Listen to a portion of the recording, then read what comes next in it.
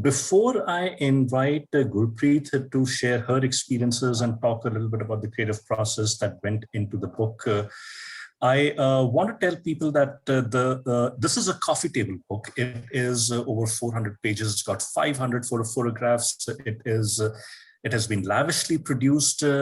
The quality is just incredible. It is as good as you can expect from a coffee table book, and therefore the book is not cheap. Okay. But to understand and put it in perspective, look at it this way. If a family of four were to go to a mall, watch a movie, have food, you'd probably spend as much money on that one outing as you would in buying this book.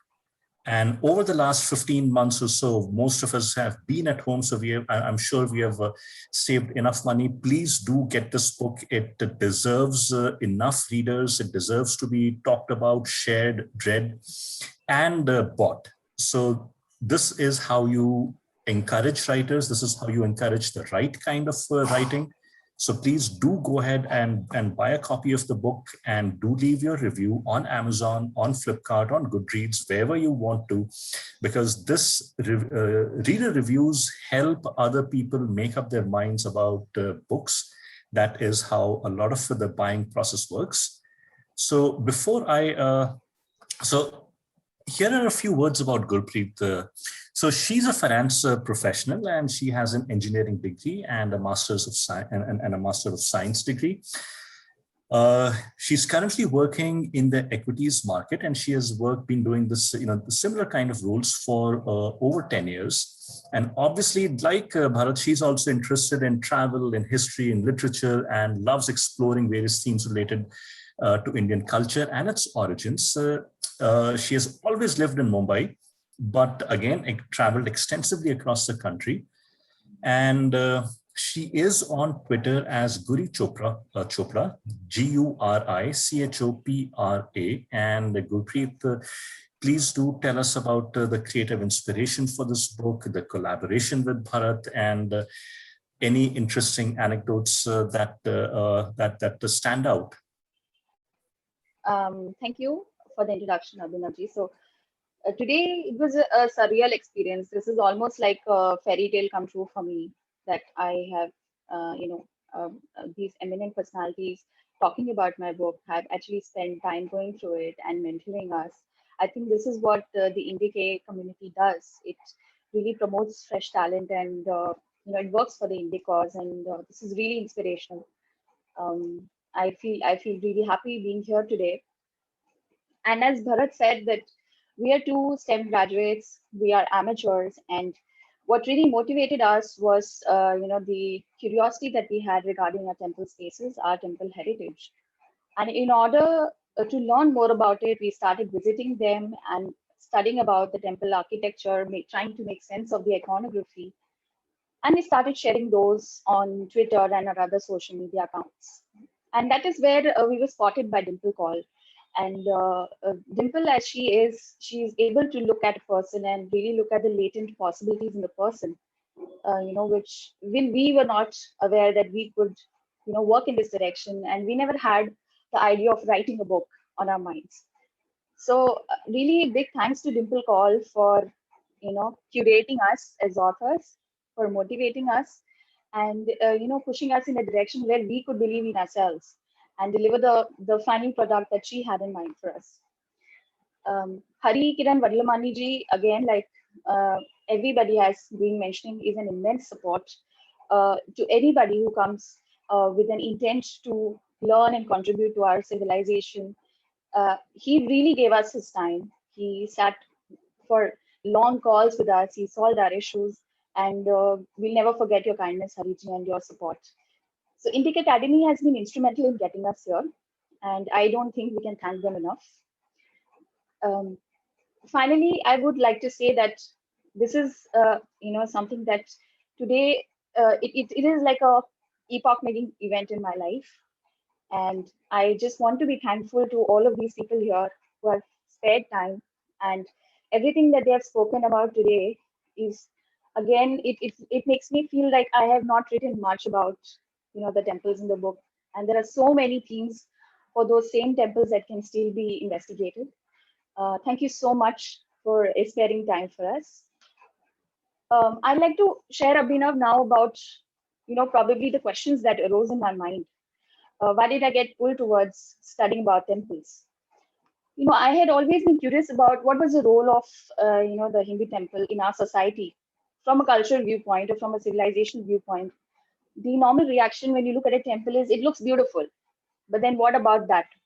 Like when you visit these temples, you see that, these are the pinnacle of arts. The architecture amazes you, stuns you. The aesthetics are they will blow your mind. But then one wonders from where does that thought process or that worldview come in, which, leads to the creation of these kind of inimitable consecrated spaces. And that is when we started, I started delving more into this, trying to visit more and more temples. And now, after researching for this book, I now realize that a temple is a very important space. It's not just an aesthetic place where you experience rasa. It is actually a consecrated space where a devotee can go and interact with the consecrated deity in the Garbhagriha. At the same time, it becomes an ecosystem by its own. It has an important role to play in the society. And when we studied about these temples of the Chalukyas and Pallavas, we realized that they were like the nucleus of society.